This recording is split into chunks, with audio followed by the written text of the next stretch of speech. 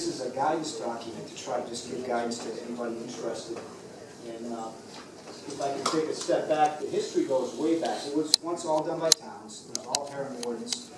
In the 1930s, state laws came in that kind of set up our modern management by the Division of Fisheries, and this was done out of concern for the privatization of fisheries, the leasing of fisheries that led to some over-harvest and some unfair practices where locals things out. Let me take a second and shut off this.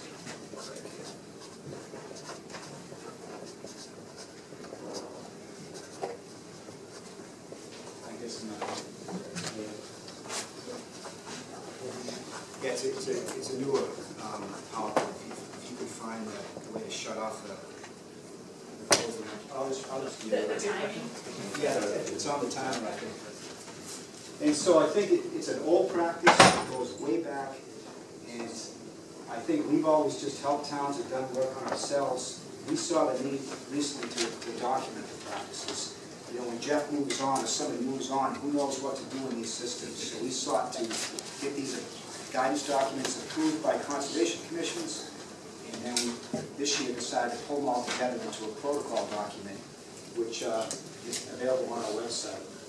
And just to repeat again, we've had a lot of concern recently that some of the practices were going overboard and taking too much material out of the rivers. So we had discussions with Trout Limited, Division of Fisheries and Wildlife. I'm going to run through our perspective and also some observations of what we see in the field. And Steve Hurley is going to get up and give his perspective and his advice as well.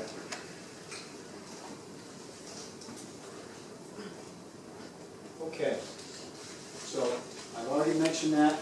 The approach is really simple, I think. You know, we want to give guidance to towns to help them figure out how to do this on their own in the context of both the state fish passage laws and the Wetlands Protection Act. And we want to have specific language now in this overall protocol that avoided excessive plant or wood removal and then considered brook trout habitat and rainbow smelt spawn habitat, which we hadn't done before. We've been doing this for a while. We've just always thought of river herring. So I feel that's an improvement. Here's the specific language in the protocol for our objectives. Again, help towns with their resource management practices and also the mutual interest of allowing these sea-run fish to get up and down the river systems. And again, it's really, so much of this is common sense. Don't overcut, and don't take too much of the riparian bank or the canopy. And also, though, if you don't do any work at all, in many of these systems with limited outflow, you're going to see that channel change, and that won't be good really for any aquatic resources, trout or river herring. So we're seeing places change very rapidly because of this no attention being given to them. So those are the two messages I see. So for maintenance activities, there's three things that really come up all the time and need attention in a lot of places. The first one is debris jams, where things pile up and build up, and it can be trash and leaves and sticks and things, and then eventually can lead towards a jam that not only blocks fish passage, but can lead to the overtopping of the bank and changing of the actual morphology of that stream. And then also channel altering vegetation, water willow, and a few other types of shrubs. They grow and they arch into the brook, and they root, their stems will root in. And over time, these things will absolutely change the direction of the channel and the way the channel interacts with flow. And then pond outlets, very much on Cape Cod, this is a big issue. Sand migration can clog up these channels, and many of these sites have annual activities you have to do to make sure the channels stay open. Less common, in-stream weir modification, rocks and things in the stream sometimes get moved around, and you've got to make changes to help fish pass. That's more manual adjustments. Sediment accumulation, not so much with outlets, but related to roadways and things like that. Very happy to see Tim Dexter here today in Mass DOT. That was a really good presentation, and I hope they can be really good contacts for us to look for places to make improvements. Sediment accumulation. Beaver dams, we're going to leave that to Ben. That's a real tough one. It's really a case-by-case situation, and it can really lead to a lot more process than the other issues. The same goes for buried beach breaching, where you really do need a notice of intent. You do need engineering plans to figure out how to actually deal with the breachings. But these are things that come up in a lot of places. And So I'm going to run through a series of photographs on some places where these things happen. Here's a debris jam at the Town River in Bridgewater. There was an absolute elevation drop because it was such a tight jam. And so we removed this material. And let me know how you think about this. We left this material here. We took out the rest of the jam. Within minutes of taking out this jam, a huge school of juvenile herring came through. They were really large, like 3.5 inches. They simply couldn't get through this. It was just too tight. And so these type of things, in our view, have to be dealt with. You just can't allow them to stay on their own if you want to maintain what we view as a responsibility to provide fish passage. Here's a pond outlet, Hurley Lake in Orleans. This is where you had a lot of plants growing that were rooting and causing the perimeter to choke out. And we got put on waders, went out there, and we were amazed. It was like a gauntlet. There's so little space the fish could poke through. We're seeing these things again and again where people are saying, what's wrong with the run? Why are the numbers down? And we did all this work in the fish ladder. We took the dam out, and then you'll find an outlet like this that hasn't been maintained in who knows how long. And so we spent after doing some work on it, we tried to leave some canopy, and we cleaned out an avenue. And this run, hopefully it has its best count in a long time this year, and hopefully it will continue. But that's real common, is to have these pond outlets choke off. Again, water willow, it's really just tough material. Here's Furnace Brook and Taunton. This bank completely overtopped, and we just had wetlands spilling out all around it, which is great habitat for some resources, but not really helpful for brook trout or river herring. And so this was a case where we had no evidence it was maintained in probably 10 to 15 years. And it took a lot of effort to allow fish to go through Furnace Brook. Jones River, Pine's still here? There she is. Yep, there's Pine. It has a lot of problems in Jones River, not just vegetation work, but flow limitations might be driving these changes in vegetation. And you just see fragmentation of the channel, braiding of the channel. The fish can go a couple different ways, and some ways might not help them get back out to the ocean. A little more on that braiding issue and the water level. Here's Herring Brook in Pembroke. I don't know if it's a coincidence, but the numbers have responded tremendously since we did this work. And Bass River in Yarmouth, this complete alteration to the channel with several decades of no work being done. So I don't view this as being very helpful for a lot of aquatic resources we're interested in. It's a decision, though, we have to make. It's functional wetland. It serves a lot of purposes, but for the fish we're trying to manage, it's not really useful habitat. Okay, let me move through the different types. Pond outlets. Again, Cape Cod, its geological history, has a lot of sand moving around every year, and many of these outlets you have to get out and remove sand every year. And there isn't much you can do. In some cases, it's a natural outlet, you still have to remove sand. In some cases, you put in a fish water to try to regulate the outflow, because people up here want to keep their pond up in the summertime, and so those things have to be done. But this channel here absolutely needs annual maintenance. In-stream weir adjustments, in some cases it can be very modest. Weirs here that you'll love to leave alone, but sometimes they have debris jams or things shift around in storms, and so you should go out every year and take a look and see if something needs adjustment. Shoot Brook and Saugus, there's not as much we can do there. That's very much influenced by the culvert. Sediment accumulation. Here's the Mascot River in Middleborough, below the Assawamsett Pond Complex, and here's the Mashpee River in Mashpee.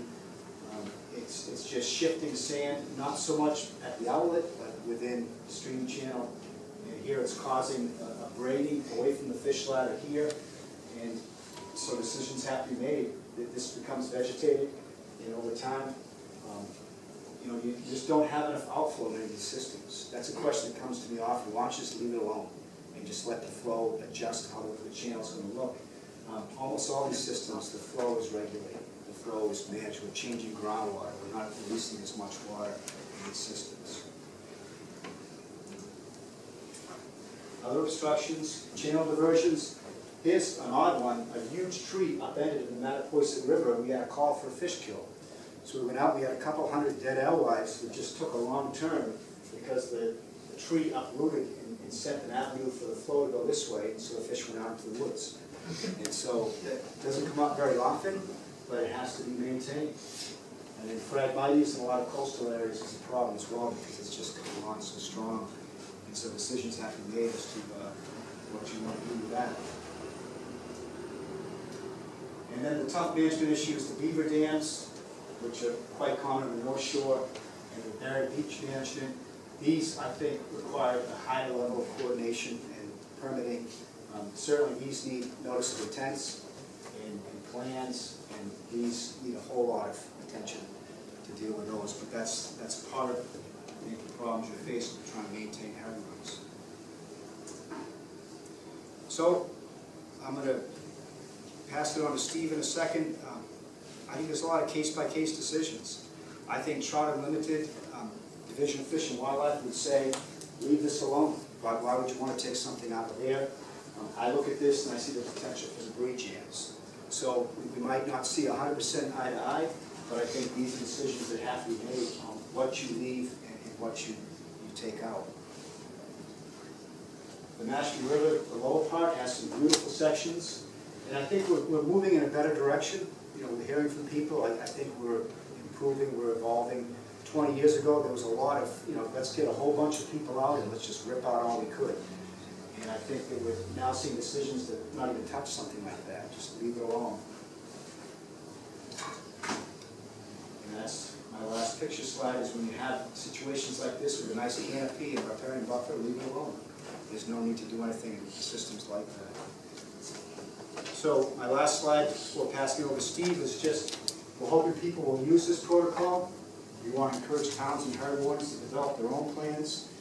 We're available to help you draft those plans and get them through your conservation commissions if you want. And I think we want to see people connect with the Division of Fish and Wildlife to find out if they have trout habitat. Because we have, I didn't give them the specifics, and I will if you like, but we have specific time of year recommendations if trout habitat is present. Turn it over to Steve.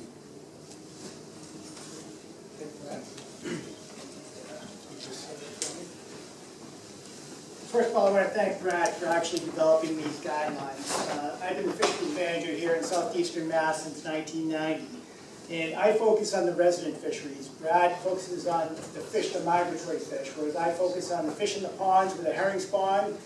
They provide important food benefits for the fish that I manage, like largemouth bass, and I also manage the wild brook trout in a lot of our coastal streams. So I want to thank Brad for coming up with these guidelines, and now I'm going to give you a little perspective on how I view stream maintenance and potential impacts. And to try to show you a couple of videos of the things that I actually observe out in the field.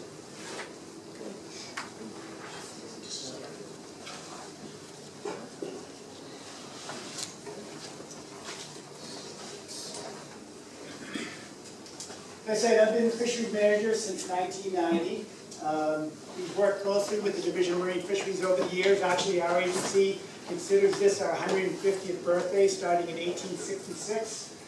Nowadays, the Inland Commission on Fisheries is actually now divided up in the Division of Marine Fisheries. We have Division of Ecological Restoration and the Division of Fisheries and Wildlife. So our responsibility is the inland fisheries and wildlife of the Commonwealth.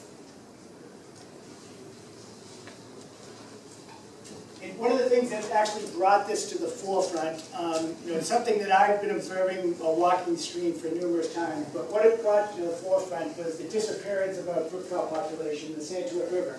This was actually a fish that Brendan and Annette and I caught back in 2003. Brendan did his thesis work and found they were a distinct genetic strain of trout in one of these coastal streams.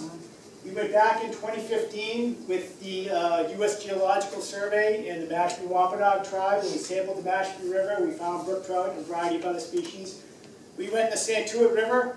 I expected to find brook trout. We didn't find them. We're like, that's not good. We kept on going, kept on going, kept on going. Didn't find a brook trout.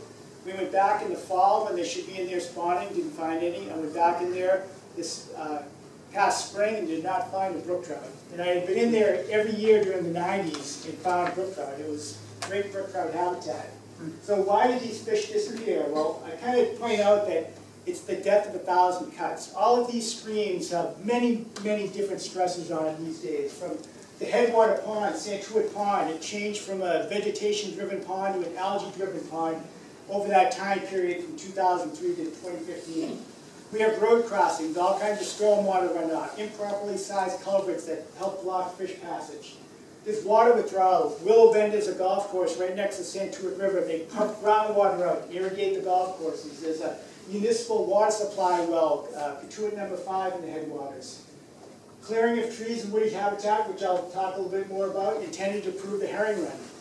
Somewhere between 2003 and 2015, in fact I know what it was about 2008, there was a huge clearing of trees in the Santuit River. When Brendan and I were in there catching the trout, you could hardly get through. There was so much wood in the stream. In 2008, a lot of that wood had been cut out of the stream and piled on the banks. There's also other things. And another population, the Quaker Run, used to have brook trout. That got extirpated probably in the 50s at some point. Nowadays, there's a lot more predatory birds. People are actually building osprey platforms right next to the river. So they can feed on the herring, I guess, but they can also feed on the trout. All that nutrients from all the development on Cape Cod has led to the loss of the eelgrass in our estuaries, which the brook trout would go down in the winter, and they would go into these estuaries where there's eelgrass cover. All that eelgrass is gone. Couple all these things and you add on the return of otter. River otter are a very common inhabitant of these coastal streams now. Now each one of these things the trout could probably survive, but when you add them all up, the well pumping out a little bit of groundwater that helped their trout survive over the summer, and then all of a sudden you take the wood out where that fish was hanging out next to the bank. And so it's exposed to a predatory bird or an otter. Next thing you know, you don't have trout. So this really brought it to me something that I've been feeling about for many years, seeing some of the impacts of herring run maintenance on some of our coastal streams, specifically the brook trout.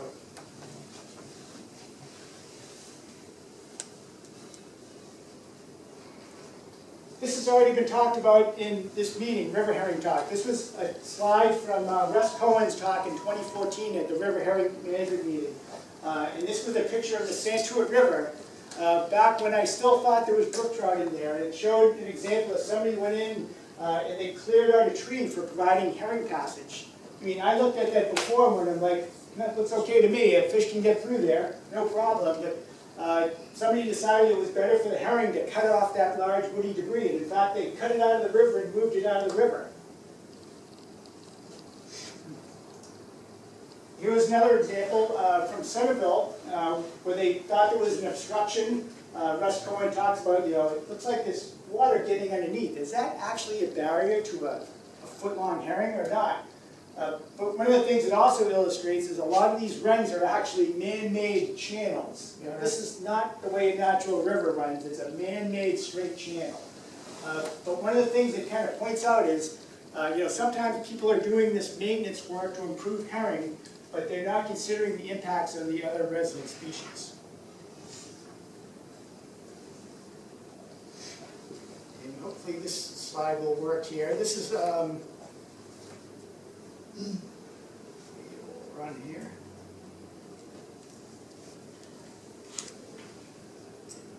I just click on it to run the videos, or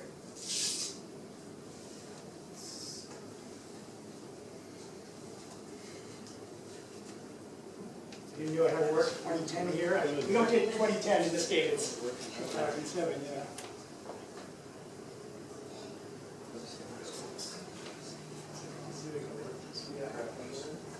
So this is a video that hopefully will run that I took in Red Brook, which is actually the dividing line between Wareham and Plymouth, just a few days ago. I'm kind of the de facto herring warden for Red Brook, and I opened up the fish ladder at White Island Pond on October 13th, and the young beaver herring have been running down ever since.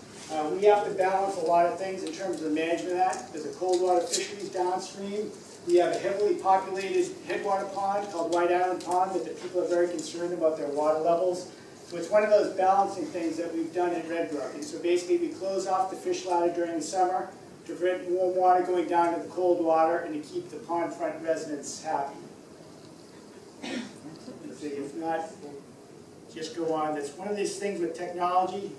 When it works great. But yeah.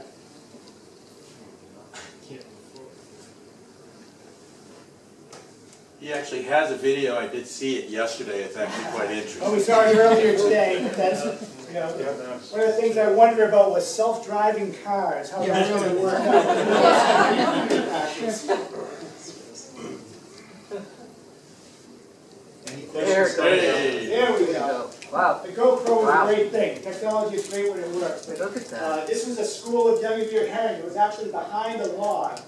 So it was providing a little bit of habitat for the herring as they were migrating back and forth. They were kind of moving back and forth behind this in-stream log. But one of the things that I wanted to point out, in amongst all these little young-eared herring, was a little resident fish species that just happened to tag along. Hopefully we'll see it right here. That's a young-eared brook trout. Oh, that's interesting, okay. That just happened to be down there, and that's one of the things you don't know about. You put the GoPro down, you never know what you're going to get. But here's the brook trout kind of keeping up with those young-eared herring. The thing to remember is that brook trout lives in that river year-round. It basically spawns in that river, lives its entire life cycle. Sometimes it goes down to salt water, comes back up, but it's in that stream year-round. Whereas the herring are just passing through it. The adults coming up in the spring, the young deer are coming down in the fall. So they're not residents. So when you're managing a stream, don't just manage for the visitors. You have to think about the residents as well.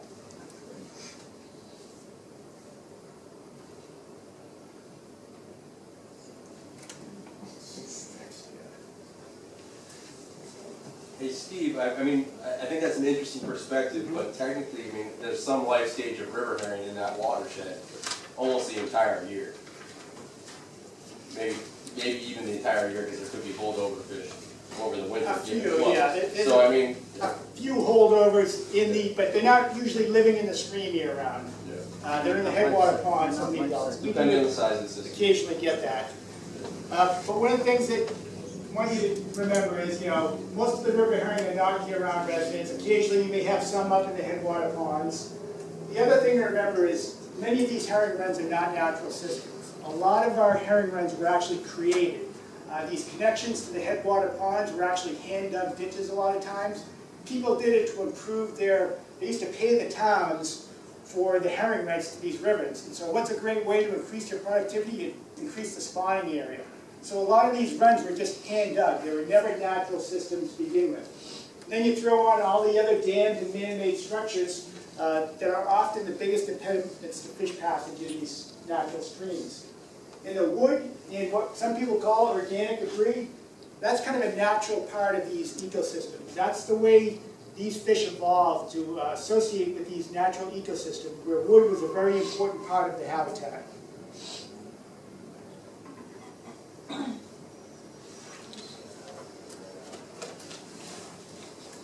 area down below. Here's your keep on coming up this next previous.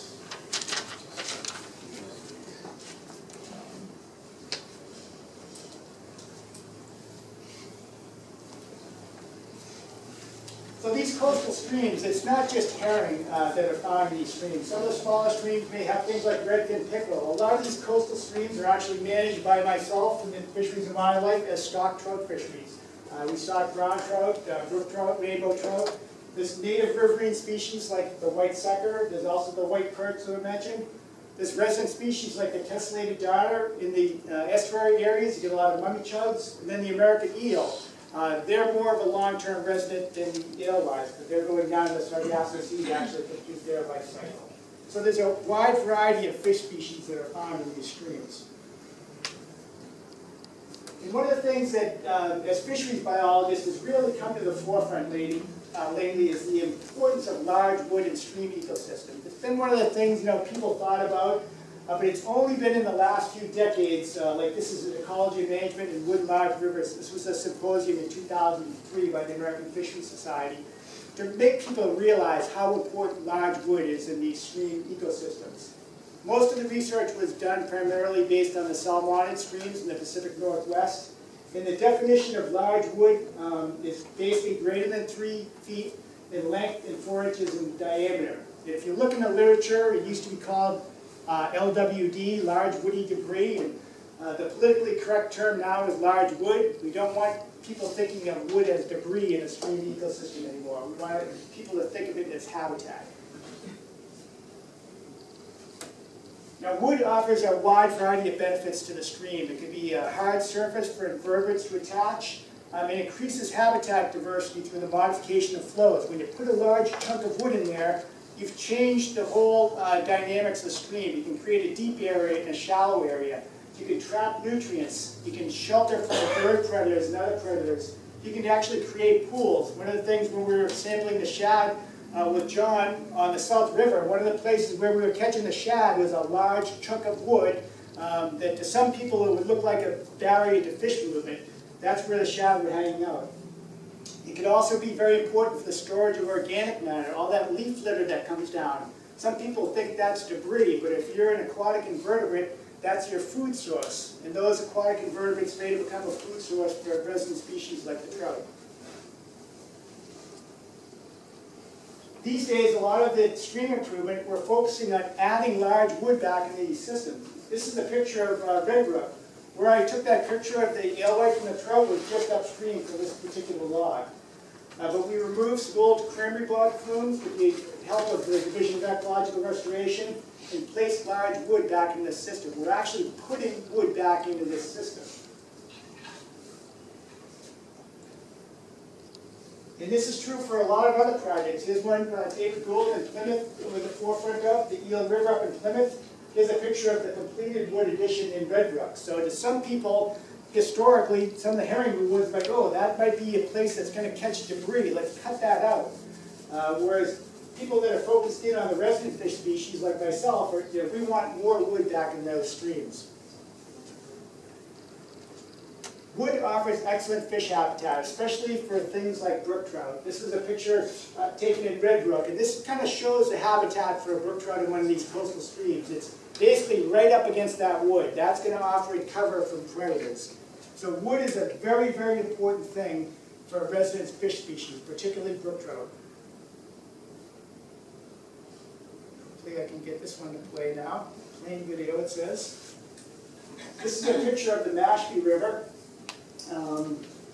That Brad talked about earlier. This is kind of what I always hold up as a picture of what the streams should have looked like in these coastal habitats.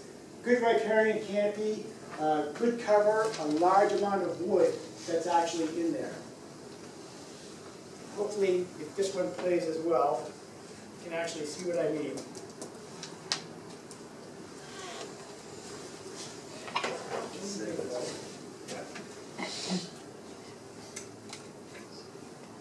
Back in the old days, when I first started giving slideshows, all they had to worry about was if the slide was in backwards or not.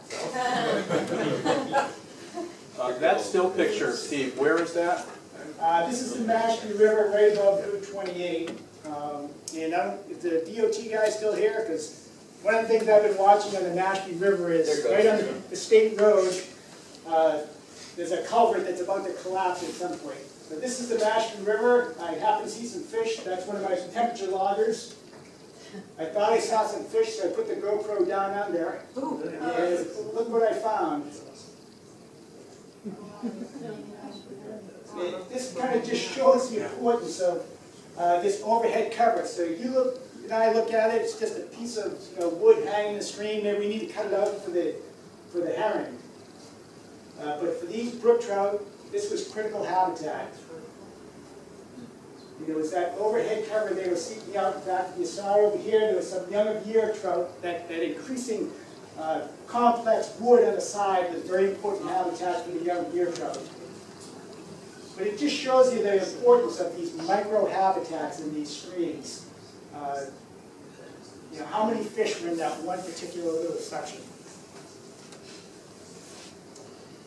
And the reason why they're hiding there is to prevent bird strikes. These are some pictures of some trout that I've captured during my pit casting, just to show the impacts that birds can have on these streams. And anybody that's ever been to a herring run, you can see all the wounds from birds and that sort of thing.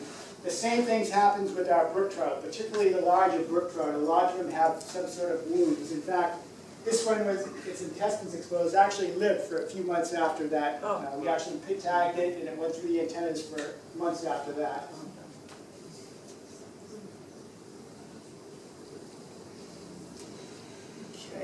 here's